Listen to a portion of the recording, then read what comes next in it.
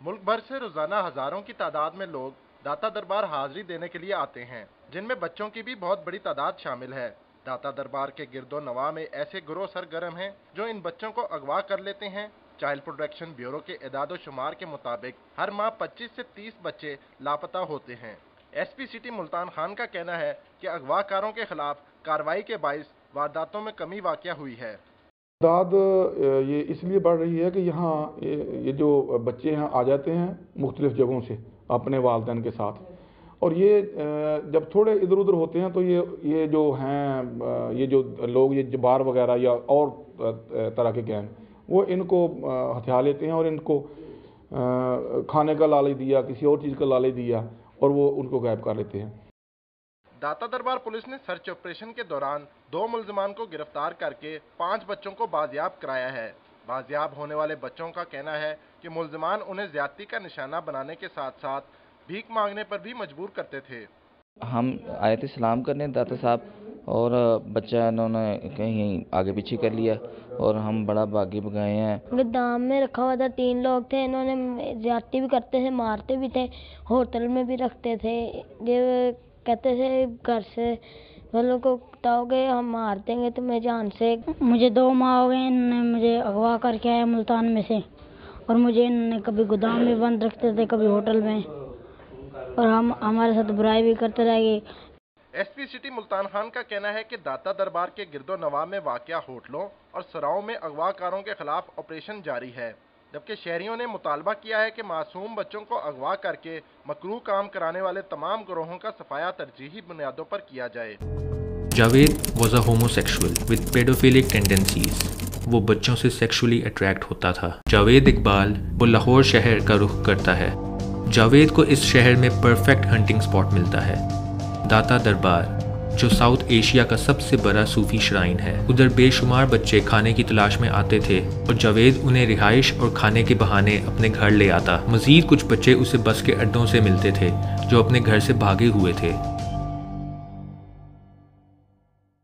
जावेद इकबाल की लाइफ में सबसे बड़ा टर्निंग पॉइंट तब आता है जब वो दाता दरबार से 18 साल के बच्चे को घर लाता है। जावेद ने उसके साथ खूब ज्यादती की। Javed continue to run out of money and that forced him to move to a rental house 16B Ravi road, and now Javed was set for revenge. मैं 100 माओं को रुलाऊंगा, बिल्कुल जैसे मेरी माँ मेरे लिए रोई थी। This gives us enough psychological explanation behind Javed's evil actions. 100 कोरों का बदला 100 बच्चों से। मई 1999 से जावेद अपने बदले का सिलसिला शुरू करता है और सिर्फ 147 दिन में पूरे शहर से 100 बच्चे गायब होते हैं। सबसे पहले वो बच्चों की तस्वीर लेता था, फिर वो उन्हें बाहर अच्छा सा खाना खिलाता, घर वापसी लाने के बाद उनके साथ घिनौनी हरकतें करता और आखिर में उनके गले पर चेन बांधकर मार देता। फिर उन बॉडीज़ को एसिड के ड्रम में डाल देता था। This continue to happen to 100 innocent children.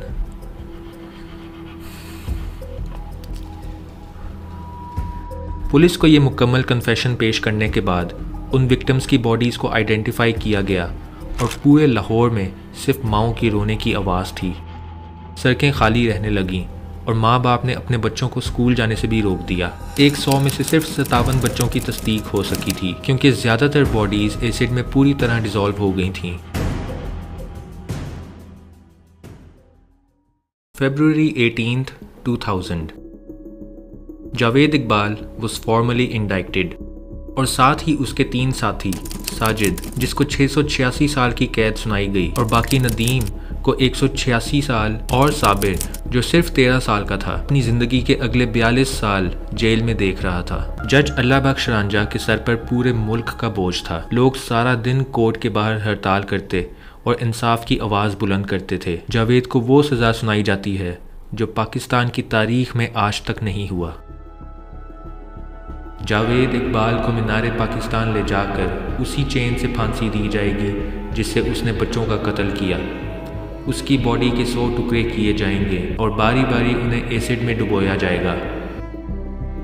ये सज़ा का ऐलान सुनकर ना सिर्फ पूरा मुल्क बल्कि फॉरेन NGOs भी अलर्ट हो जाती हैं। उस दौरान के इंटीरियर मिनिस्टर ने इस सज़ा की मजम्मत करते हुए कहा कि ये सज़ा ह्यूमन राइट्स की वायलेशन है और कुछ फॉरेन NGOs भी जावेद की सपोर्ट को आ पहुंची। जावेद इकबाल के डिफेंस लॉयर को मौत की धमकियां आने लगीं और उन्हें इस्तीफ़ा देना पड़ा और जावेद को जो सज़ा सुनाई थी वो अब कन्फर्म हो चुकी थी।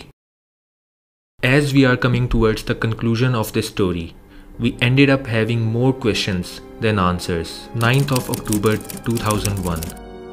In Block 7 of the maximum security prison in Kot Lakhpat, Javed Iqbal was found dead, along with his accomplice Sajid.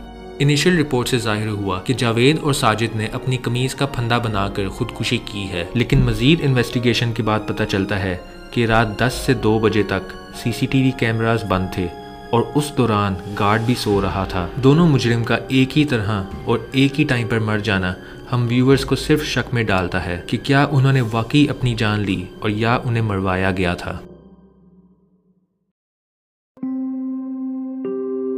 इस वाक़े को बीते 20 साल से ज़्यादा हो चुके हैं, लेकिन उन बच्चों के वालिदैन का सदमा अभी भी ताज़ा है। इस केस के पीछे वजह और उसके इम्पैक्ट को अंडर एस्टिमेट नहीं किया जा सकता। The horror, brutality and violence is still lingering in the public unconsciousness, while also raising many questions for the departments of the country who had pledged to keep us safe. One can only think of those boys and their families and hope that such atrocities never ever happen again.